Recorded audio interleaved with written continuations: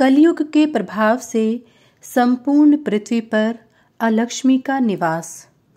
सूत जी कहते हैं, इसके अनंतर नागवंशीय, आंध्रवंशीय, कौशल देशीय, नैषद देशीय, सौराष्ट्र देशीय तथा गुर्जर देशीय राजाओं ने अनेक वर्षों तक राज्य किया। गुर्जर देश में कली ने आभीरी के गर्भ से राहु नाम से सिंहिका के पुत्र के रूप में जन्म ग्रहण किया।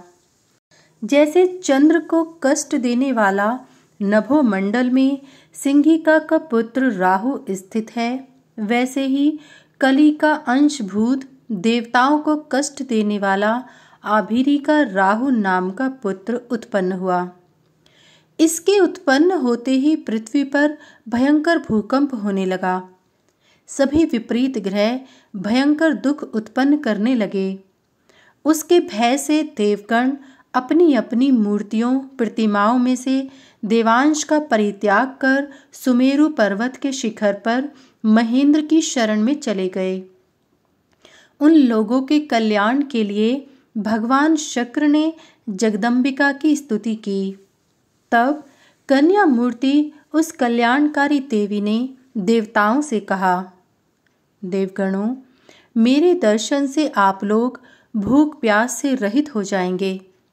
यह सुनकर देवगण प्रसन्न हुए। आभीरी पुत्र राहु 100 वर्ष राज्य करके अपना प्राण त्याग कर कली में लीन हो गया। उसके वंश में 150 राजा हुए, जिन्होंने 10,000 वर्ष तक राज्य किया। उन्होंने नष्ट हुए महामत के मत का पुनः प्रचार किया। वे सभी मलेच्छ हुए।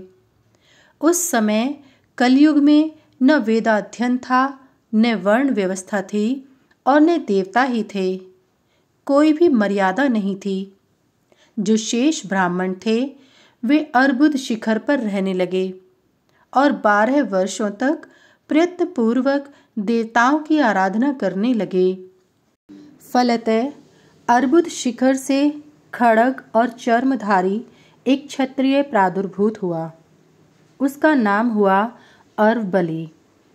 उसने भयंकर मलेच्छों को जीतकर 5 योजन भूमि पर अर्वपुरी का निर्माण किया।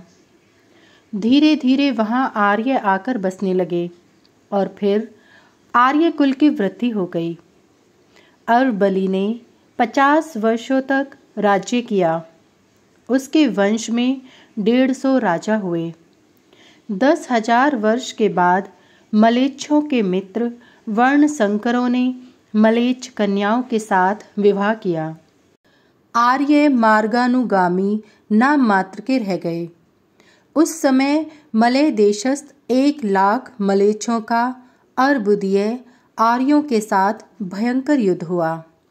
उसमें महाबलशाली मलेच्छों ने विजय प्राप्त की। संपूर्ण भूमि मलेच्छमयी हो गई और सर्वत्र अलक्ष्मी का निवास हो गया।